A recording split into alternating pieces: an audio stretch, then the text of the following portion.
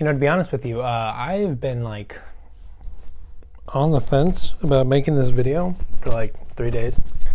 Not necessarily on the fence, I just wasn't sure if I was going to do it. Hey, but here we are, right? Fuck it. Okay, hi everybody. Welcome back to the channel. I put that I'm back video way back, it feels like, at this point, but here we are. We are back in the workshop. And today, as the title says, we are going to be talking about weekly WIPS. I think it's actually a perfect video to start back on because I've been working on a lot of shit actually, and I just haven't really been recording any of it. So that's what we're going to be talking about today. So let's get on into it. Let's talk about the completed one because this one's kind of my magnum opus. I remember like when I told you guys about this bad boy, I said this was like the shit, you know? And he is, totally is. Still one of my favorite projects to date. One of the coolest kits that I've made, let alone painted for that matter. I mean, yeah, it's a super cool kit.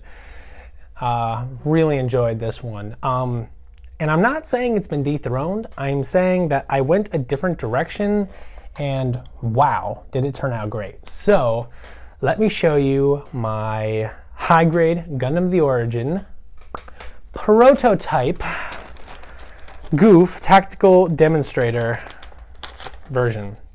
So this is the kit that it was, this is like the base kit. This is what it looks like unpainted with its own decals and shit like that. This bad boy was actually a lot of fun to work on and build. Yeah, I had a blast doing it. It took months, and I'll put up some like progress pictures here as I'm kind of like as I'm talking about certain points. So I might actually just move over a little bit. But yeah, so this bad boy's all said and done, and here's what I actually like envisioned for it. So what I did with it is I created I call it the Desert Devil, and that should give you enough of an idea of the theme I went for. I wanted it to be desert camo with desert weathering and just a badass kick-ass look, because I'm not saying this doesn't look kick-ass, it's just I personally, the problem I have with a lot of Gundams is that I find it very hard to be threatened by primary colored mobile suits, you know? Like a Zaku, yeah, it's green. No, that's a primary color. Okay, I'm not threatened by most mobile suits. In fact, the Jesta is probably the ones I'm like threatened by the most. Like the Shiki, I'm not threatened by the Shiki. It's a fucking gold brick, like flying at me. So I don't know. The Mark II was pretty fucking menacing in my opinion. Let me show you the base though. I actually made a custom base with LEDs, but we are not going to be looking at the LEDs today. But just to give you an idea of the style I was going for, let me show you what the base looks like. So this is my desert weathered base. To give you a quick rundown of a long process, it's a standard gray action base. I primed with Hobby Mio's gray surfacer, and then I hit with Xeon Gray from Splash, and then from there I used the Dspiae paint markers to paint details, and from there I hit it with a Vallejo rust wash, and then from there I hit it with the sand weathering kit from Tamiya, and before actually the weathering kit, I hit it with some decals and such and some chrome markers with the Dspiae things. And yeah, I'm not talking about top coats and stuff, but you get the point. You have to top coat between these processes to make it like work. So you get the point. Yeah, this is how it turned out, and this should give you a pretty good idea of what the suit's gonna look like. I did not actually use a rust wash for the suit. The rust wash was mostly an afterthought for the base. So there's that. I also created a few set pieces, which I think look fantastic. And I will put up a few pictures and stuff of everything as it was finished. Or, you know, like the finished shots that I took of it. So this is one of the set pieces. This is an RX-78-2 entry grade that I made look destroyed, damaged, and desert weathered. And yeah, so this, this is a set piece that I put on. So basically, you know, the base here, and then I just kind of put it on the base, and then the, you know, the Gouf stands over it, and it looks like he fucking kicked the shit out of the RX-78, and I thought that was a really, really cool thing. And then his heat hawk that I tried to paint like the anime and stuff didn't really work out all that well, and it's really hard to see, but there's weathering. When I do shots of like a close-up, you'll see it.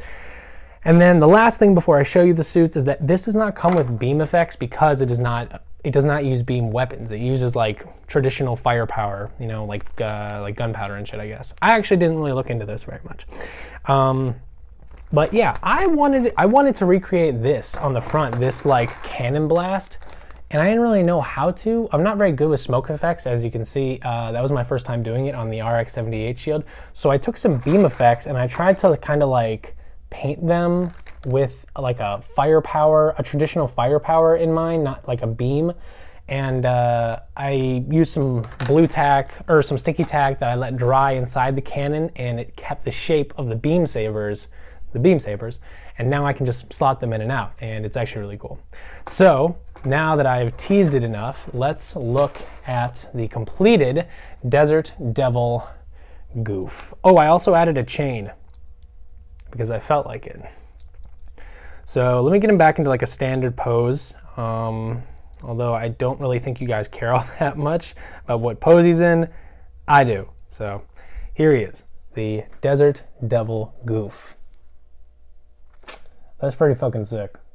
I mean, like I said, you'll see a close shot of everything. But yeah, this guy turned out so amazing. Hiccups here and there. I lost a few parts, but I kind of incorporated it into the design. Yeah, it was a trial, but I used a lot of stuff, and I can debate with that in the comments, but this is already a 7-minute video, and you know I do like 10-minute videos, so this is probably gonna be the longest section. But yeah, so the Desert Devil Gouf, and then let me show you guys how the beam effects work on here, because like, some people may not find it impressive. I personally do though, because you know, I rarely see people do this sort of thing. But yeah, basically, I'll just put one in for now. Basically, there's little sticky tacks. You can see them actually. And they've dried to the point where it's the perfect shape for the beam effect to fit in. And from that, you can just kind of, you know, oh man, some paint scratched off. Fuck me. All right. From there, you can just slot the beam effects in, and it actually looks pretty fucking sick. So there it is, the Desert Devil. I actually won't do close-ups, my bad, but I will put some, hopefully I put progress shots. I don't know, man. Like I said, this video was totally on a whim, so. Anyway, Desert Devil. These are the two that I'm gonna be entering into any competition that comes up in my area. Two completely different styles, but I think they both turned out absolutely fantastic. So, yep, those are my two children. And yeah, so that's what I've been working on. That was the big project I was working on. So let's move on to the WIPS that I currently have going. So the most important one, and actually this will be the only one for now, the second one, because this is the main one that I am working on, and the other two are very back burner projects right now, and I might talk about them like in next week's WIPS. But I am working on the high grade aerial. I did the 60-second review for it way back, and I finally got around to screwing around with it and customizing it. So I have these candy paints, and I never really used them for anything. I kind of just got them because I felt like it. And I don't really like to do that all that much, but in this case, and I'll link that video down below for the Alclad candy enamels. But the idea here is that I'm going to be color swapping the blues, reds, yellows, and the green in the eyes to the candy colors. I think it's gonna be really cool. I'm also gonna be doing the gold from Alclad for the yellow, so I think everything's gonna be really nice, really sparkly. As you can see, they're really deep.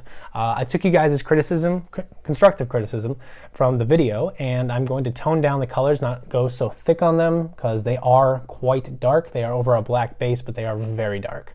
So, especially the blue. So, I'm going to be using these three bad boys, and the gold, and the chrome, and I'm gonna be metallicizing the high-grade aerial. So yeah, that's what I've been working on. That is what I'm currently working on, the aerial, and I've been working on the goof. So with that, I don't really think there's a whole lot more to be said right now. It's great to be back. It's great to be talking. It's great to be showing you guys what I've been working on. And I don't know, a lot of great things are happening. A lot of bad things have happened, and that'll be in an update video. But a lot of good things have been happening. So thank you guys for watching the video. Like I said, I'm linking down below the stuff that I mentioned, and hopefully at some point I put up a few progress shots of the camo that I was talking about on the goof and some of the detail shots. For now though, thank you guys for watching. I hope you guys have a great day. Have fun, builders. I think that's what I used to say. And love you guys, and see you later.